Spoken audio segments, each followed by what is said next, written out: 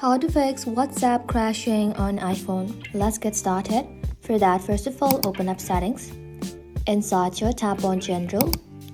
Inside General, scroll below, then tap on Background App Refresh.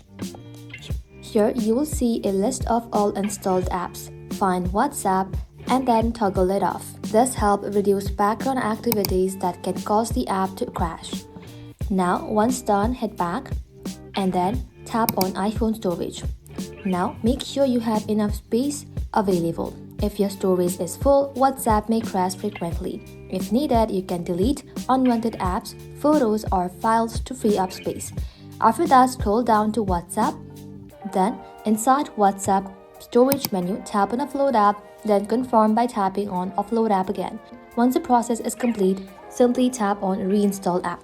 This refreshes the app without detecting your document and data.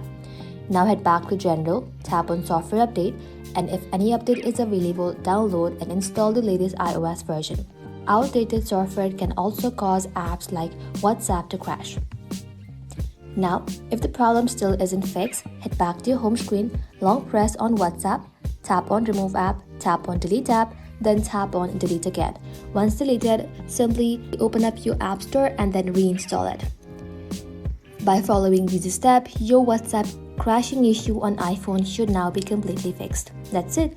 Thank you all for watching. If this video was helpful, consider subscribing to our channel and liking this video.